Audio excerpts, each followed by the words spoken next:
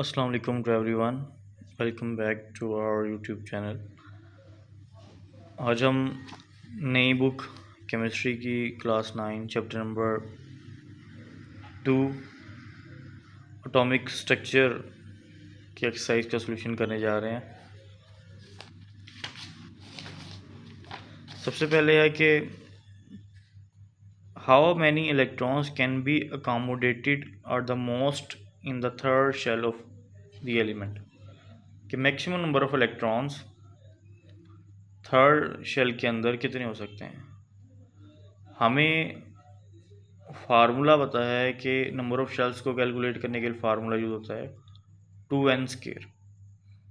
यहाँ पर n number of shell है और हमें उसका स्केयर लेके उसको 2 से मल्टीप्लाई करना है, तो हमारे पास नंबर ऑफ इलेक्ट्रॉन्स आ जाएंगे।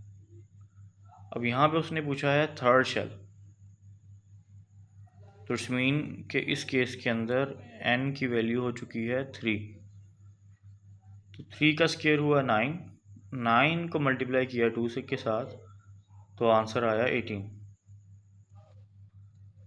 नेक्स्ट है हमारे पास कि what information was obtain from discharge tube experiment. जो हमने डिस्चार्ज ट्यूब एक्सपेरिमेंट किए हैं उससे कौन कौन सी इंफॉर्मेशन मिली है। Structure of atom was discovered.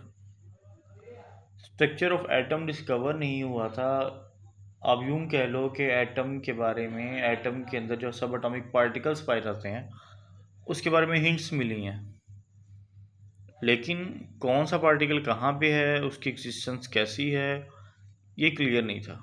Neutrons and protons were discovered. Proton तक ठीक है, न्यूट्रॉन की डिस्कवरी के बारे में डिस्चार्ज ट्यूब का कुछ भी लेना देना नहीं है।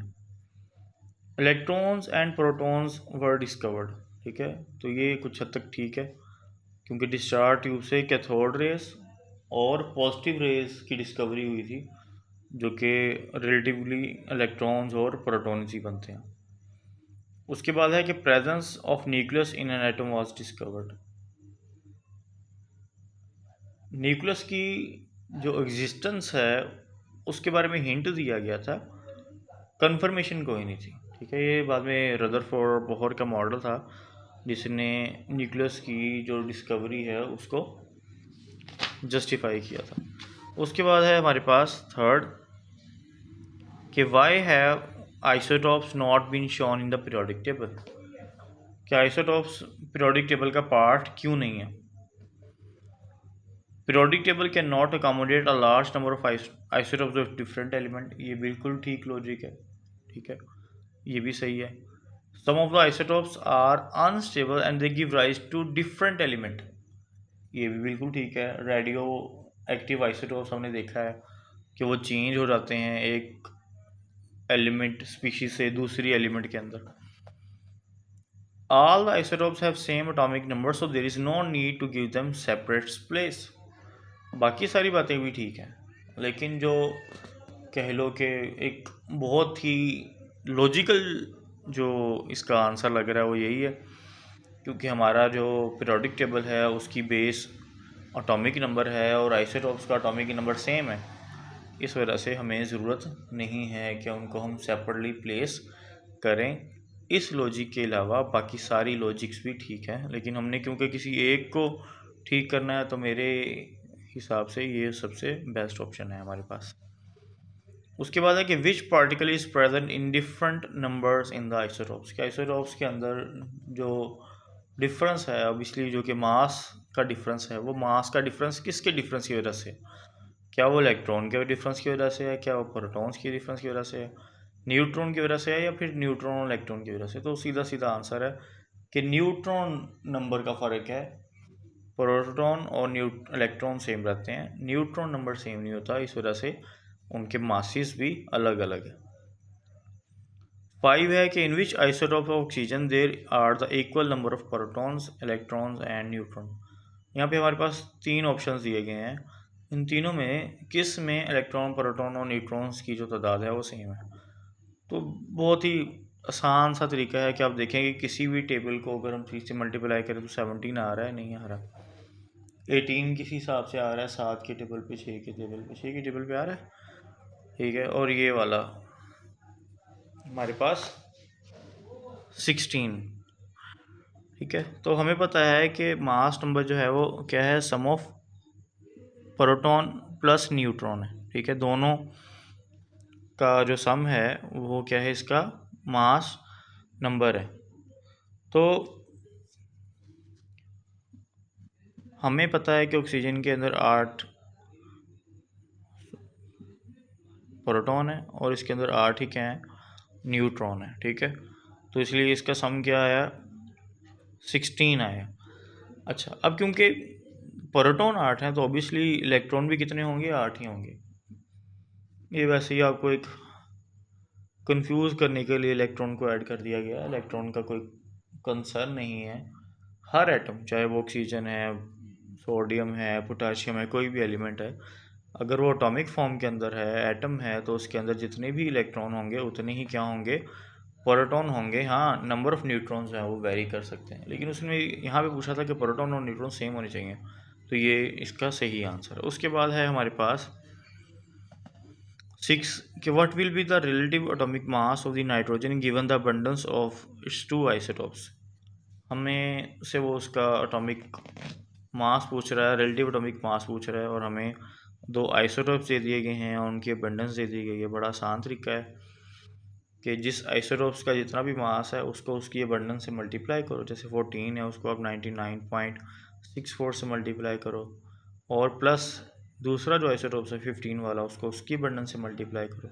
दोनों का सम करके हमने उसको 100 पे डिवाइड कर देना है, तो आंसर आया है 14.021। आप करके देखोगे यही आंसर आएगा।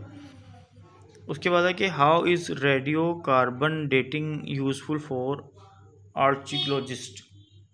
ये जो फॉसल्स का रिकॉर्ड रखते हैं कि कौन सी चीज़ कितनी पुरानी है, इसको कैसे रेडियो कार्बन डेटिंग जो है वो हेल्पफुल है। तो इससे क्योंकि हमें ऑर्गेनिक मैटर की एज का पता चल जाता है कि वो 100 साल पुराना है, 200 साल पुराना है, या 300 साल पुराना है।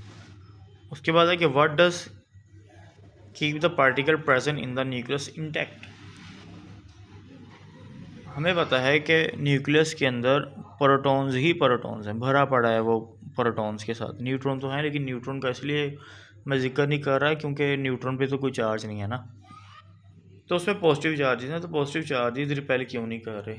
कौन सी ऐसी ताकत है, कौन सी ऐसी एनर्जी है जो उनको इतनी ज़्यादा मुखालफत के बावजूद भी जोड़े रखी है? तो वो है हमारे पास स्ट्रॉन्ग न्यूक्लियर फोर्स, जिसकी वजह से उनका बस नहीं चलता कि वो एक दूसरे से दूर भाग जाए। देन है कि how do electrons keep themselves away from the oppositely charge nucleus. के न्यूक्लियस के ऊपर पॉजिटिव चार्ज है, इलेक्ट्रॉन्स के ऊपर नेगेटिव चार्ज है, बच के कैसे रह रहे हैं दोनों एक दूसरे से? By keeping themselves stationary. ठीक है, इलेक्ट्रॉन तो स्टेशनरी है ही नहीं ना, ये तो बात गलत है। By revolving around the nucleus, ये बात बिल्कुल ठीक है। Due to their wave like nature, ये भी बहुत हद तक करीब आंसर है। अगर मैं कह लो कि अगर बड़े लेवल पे अगर मैं देखूं और इसकी सारी स्टडी को अपने जेन में लेके आएँ, तो मेरे हिसाब से इसका ठीक आंसर यही होना चाहिए, due to their wave like nature. खैर, हमने बुक को फॉलो करना है तो है by revolving around the nucleus. अभी वैसे भी आप लोग छोटे हो। उसके बाद है रुबिडियम कंसिस्ट ऑफ 2 आइसोटॉप्स। ठीक है, ये रुबिडियम 85 का दे दिया गया, 87 का दे दिया गया है। परसेंटेज अबंडेंस जो लाइटर है 85 वाला, उसकी दे दी गई है। ठीक है, what is the percentage abundance of the heavier isotopes. 87 की वो आपसे पूछ रहा है, जबकि उसकी रिलेटिव एटॉमिक मास भी आपको दे दिया गया है। वही फार्मूला जो हमने ऊपर अप्लाई किया था, ये भी ये रहा हमारे पास। ठीक है, कि रिलेटिव एटॉमिक मास उसने यहाँ पे दे दिया गया है, एक ये भी दे दिया है, ये भी दे दिया।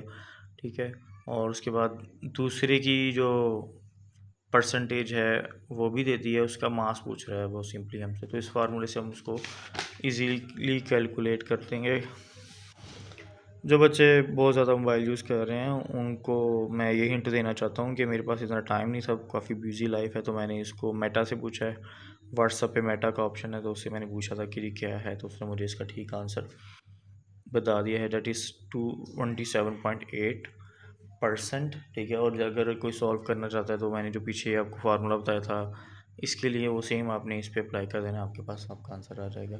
लेकिन मेटा का बताने का इसका मकसद ये है कि टेक्नोलॉजी को हमने पॉजिटिव पर्पज़ के लिए भी लेना है। अपना ख्याल रखिएगा बच्चों, अल्लाह हाफिज़।